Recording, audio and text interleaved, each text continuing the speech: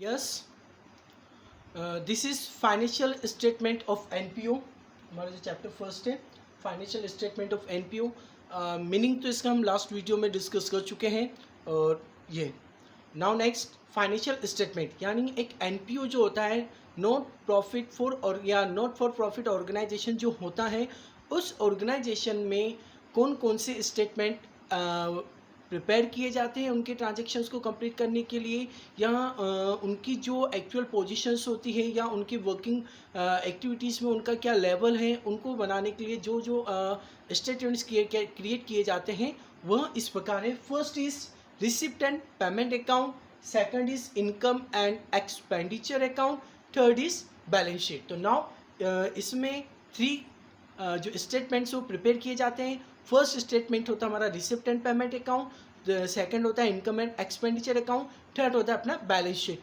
अब ये जो फाइनेंशियल एनपीओ जो होते हैं, इन ऑर्गेनाइजेशन में ऑल ओवर ट्रांजेक्शन कैश में होते हैं। इसमें किसी भी प्रकार का कोई क्रेडिट वगैरह नहीं किया जाता है, इसलिए इसमें रिसिप्ट एंड पेमेंट अकाउंट जो क्रिएट किए जाता है यह जस्ट एक जो नॉर्मल प्रॉफिट अर्निंग जो ऑर्गेनाइजेशन होती है उस ऑर्गेनाइजेशन में जो कैश बुक जो बनाई जाती है उस कैश बुक के सिमिलर होता है, कैश बुक के जैसा बिल्कुल एक जो सिंपल कैश बुक जो होती है हमारे जैसे कैश बुक 3 टाइप्स की होती है, single column, double column, triple column. Single column में तो अपना सिर्फ कैश के मेंटेनेंस होते हैं, डबल कॉलम में कैश एंड बैंक होता है, और ट्रिपल कॉलम जो होता है उसमें आपका कैश, बैंक एंड डिस्काउंट होता है, जो हम डाउन क्लास में डिस्कस कर चुके हैं।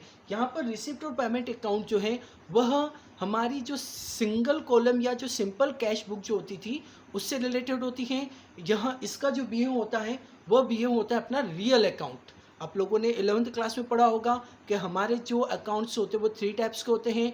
First is real account, second is nominal account, first is real account, nominal account and personal account. तो यह है अपना रियल अकाउंट। रियल अकाउंट यानी जो भी what comes in debit and what goes out credit, यानी जो पैसा या जो भी थिंग्स या जो भी कुछ हमारे बिजनेस में आ रहा है उसको हमें डेबिट करना है, जो बिजनेस से बाहर जा रहा है उसको हमें क्रेडिट करना है। तो यहाँ पर भी अपने इसके 2 साइड होती है, first is debit, second is credit. First side में इसके रिसिप्ट को लिखा जाता है और डेबिट साइड जो होती है उसमें इसके जो पेमेंट्स होते हैं उनको लिखा जाता है।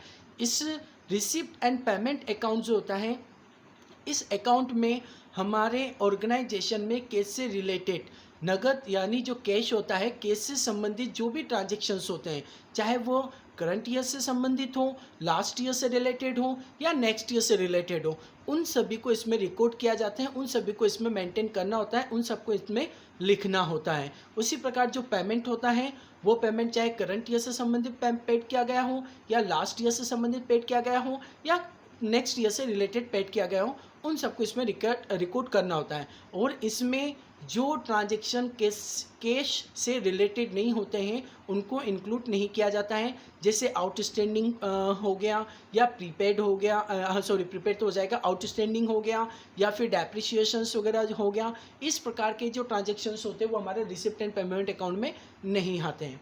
तो ये अपना पूरा कैश जो हमारी सिंपल कैश बुक होती है उससे सिमिलर हो गया।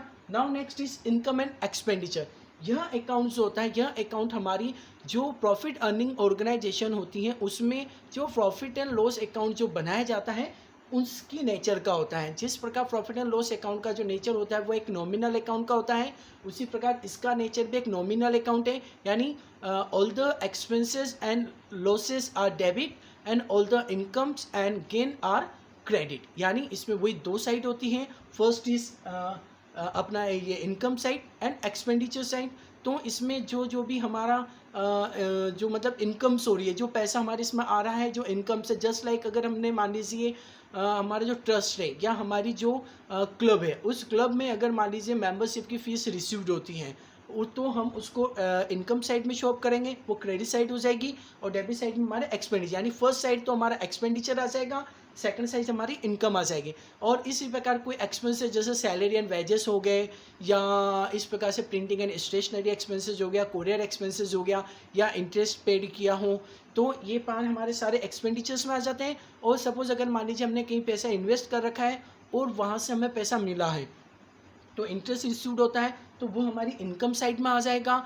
और उसी प्रकार अगर मान लीजिए हमें सब्सक्रिप्शन फ़ीस मिलती है, एंट्रेंस फ़ीस मिलती है, या हमारा क्लब या हमारी जो सोसाइटी है उस सोसाइटी का कुछ जो पार्ट है हमने रेंट पे दे रखा है, तो हमें अगर रेंट रिसीव्ड होता है तो वो हमारा इनकम साइड में आ जाएगा। यहाँ पर हमें यह बात अच्छे से ध्यान रखना है, इसमें सिर्फ करंट ईयर से रिलेटेड जो ट्रांजेक्शन है, करंट ईयर से यानी चालू वित्तीय वर्ष से संबंधित जो भी व्यवहार होते हैं उन्हीं को इसमें रिकॉर्ड करना होता है, उन्हीं को इसमें लिखना होता है। लास्ट ईयर और नेक्स्ट ईयर उनको इसमें नहीं लिया जाता है। और इसके साथ ही साथ इसमें जो भी एडजस्टमेंट करने होते हैं, जैसे प्रीपेड हो गया या आउटस्टैंड हो गया, उनको यहाँ पर एडजस्टमेंट किया जाता है। और उसी प्रकार यहाँ पर लॉसेस, अगर मान लीजिए जैसे सपोज मान लीजिए हमने कोई फिक्स्ड एसेट सेल आउट किया है, और तो हमें फिक्स्ड एसेट जो सेल आउट किया है उससे कोई हमारा मतलब उसका इससे कोई रिलेशन नहीं है, लेकिन उसको सेल करने पर हमें जो लॉस हुआ है या जो प्रॉफिट हुआ है वो यहाँ पर रिकॉर्ड किया जाएगा। तो लॉस और प्रॉफिट यहाँ पर रिकॉर्ड करना है, लेकिन जो सेल आउट और परचेज जो किया है उनको नहीं लेना है। और सेकंड थिंग, इसमें सिर्फ रिवेन्यू नेचर के जो ट्रांजेक्शन्स होते हैं उनको इंक्लूड किया जाता है। कैपिटल से रिलेटेड या कैपिटल फंड से रिलेटेड जो ट्रांजेक्शन्स होते हैं उनको यहाँ पर नहीं लिया जाता है। तो ये हमारा income and expenditure just like profit and loss account, और इसका जो नेचर होता है वो नेचर रियल अकाउंट के अकॉर्डिंग होता है। Now third is balance sheet.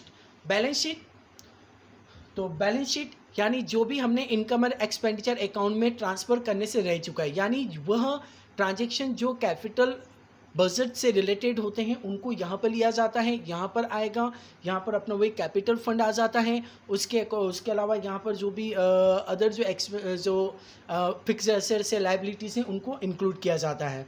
Okay guys, अब ये तो इनका एक तरह से मैंने आपको एक छोटा सा इंट्रो दे दिया कि यहाँ पे क्या चीज़ कैसे क्या क्रिएट करना होता है। जस्ट लाइक कि मैं आपको ये बताना चाहता हूँ कि रिसिप्ट और पेमेंट बनाने का पर्पस क्या होता है। इसका पर्पस ये होता है कि हमें ये आइडेंटिफाई करना होता है कि हमारे यहाँ पर कैश की क्या पोजीशन है, कितना कैश फ्लो है, कितना फंड फ्लो है, वो आइडेंटिफाई करने के लिए हम इसको क्रिएट करते हैं। इनकम एंड एक्सपेंडिचर क्रिएट करने का हमारा एम होता है कि हमारी ऑर्गेनाइजेशन में डिफिसिट या सरप्लस चल रहा है। Surplus in the sense profit, deficit in the sense अपन कह सकते हैं लॉस, उसको आइडेंटिफिकेशन करने के लिए। और बैलेंस शीट तो होता है कि हमारी जो इंस्टीट्यूशंस हैं, हमारी जो सोसाइटी है, हमारा जो ट्रस्ट है, उसकी फाइनेंशियल कंडीशन क्या है, यह क्रिएट करने के लिए हम बैलेंस शीट क्रिएट करते हैं। तो ओके गाइस, ये तीनों अपने अलग अलग टाइप के जो फाइनेंशियल स्टेटमेंट्स थे वो यहाँ पर इसमें क्रिएट किए जाते हैं।